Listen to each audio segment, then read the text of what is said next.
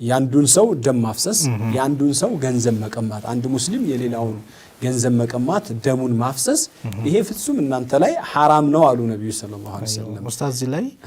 ይሄ በሌላ ቀን መጥቷል ነው አለይሰ ይሄኛስ ቀኑ ሲጠይቁ ሰሃቦቹ እንግዲህ ሌላ ስም ይሰይሙታል ብለን እስክንሰም ብለው አለይሰ የውሙ ነህር ያሉበት አጋጣሚ አለ የውሙ ነህርም ብለው ደግሞት ሊሆን ይችላል ሁለቱም ቀን ኹጥባ እንደተደረገ የሚያሳዩ የአረፋ ቀን ራሱ ኹጥባ የተደረገበት አለ እንደገና ደግሞ ይሄ አስሉ ይሄ ስንነሳ ኹጥበቱ ሐጀቱል ወዳዕ ብለን ነው የተነሳነውና ሐጀቱል ወዳዕ ላይ ነብያችን ሰለላሁ ዐለይሂ ወሰለም في عرفات في حجة الوداع ያደረጉት ብለው ዑለማዎች ያስቀምጡታል አንዳንዶቹ ደግሞ የውም ነህርም ሁለት ጊዜ ያደርጓል የውም ነህርም ላይ በኋላኛው ሰዓት ላይ ያደረጉበትም የሚያሳያል ኹጥባው እንግዲህ ኹጥበቱ ሐጀቱል ወዳዕ በመባል ይታወቃልና ይሄ አሁን እዚህ ቦታ ላይ በዘጠነኛው ቀን ብለው ያስቀመጡ ለሞች አሉ አልሙሂም አሁን ዘጠነኛውም ቀን አስረኛውም ቀን ደግመውታል በደንብ ሰዎች ትኩረት እንዲሰጡ ነገሩን እንዲያውቁት ማለት ነው ጉዳዩ ሲሪየስ እንደሆነና የመሰናበቻም ነው ደግሞ የተሰበሰበው አራቢውም ከየገጠሩም ከየምኑም የመጣው የህብረተሰብ ክፍል ስለሆነ ምናልባት እንግዲህ ዘጠነኛው ቀን የሰማም ያንን አስረኛው ቀን ላይ የሰማ በእንደዚህ አይነት መልኩ ሌላ ጊዜ ላገኛቸው እድል ስለማይኖረው ከአካባቢው ርቀት ከመሳሰሉት አቋያ ስለዚህ ምን አሉ ነብዩ ሰለላሁ ዐለይሂ ወሰለም እንደዚህ ሁለቱም ቀን በነገራችን ላይ ዘጠነኛውም ቀን የተከበረ ቀን ነው አስረኛውም ቀን የተከበረ ቀን ነው ወሩም ሁለቱም ዘጠኙም አስሩም ያለበት የዙል ሂጃ ነው ሀገሩም እዛው መካ ነው ስለዚህ የሚጣራስ ነገር አይደለም በመሰረቱ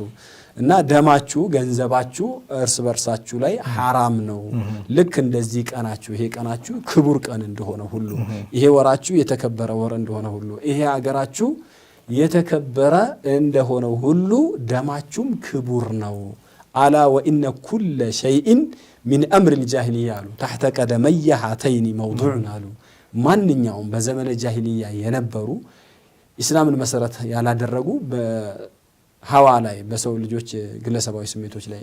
ተመስርተው የተሰሩ ነገሮች በሙሉ በጃሂልያ የነበሩ እንደ እምነት እንደ አስተሳሰብ ይራመዱ የነበሩ ነገሮች ካሁን ሰዓት ጀምሮ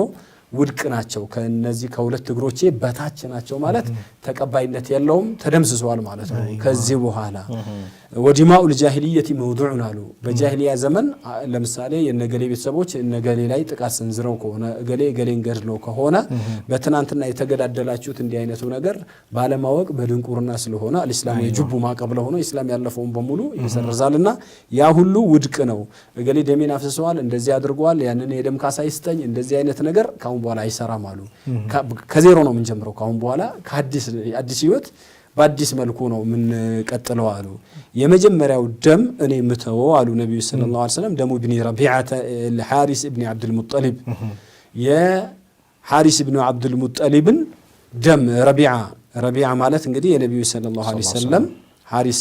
ረቢዓተ الحارث ابن عبد المطلب የነብያችን ያአጎታቸው ማለት ነው የሱን ደም ነው ምን የምናደርገው ውድቅ የምናደርገው ውድቅ ስናደርግ ከራሳችን ከቤተሰባችን ጀምራለን እሱ በኑ ሰዓድ ውስጥ ጡት ይጠባ ነበርና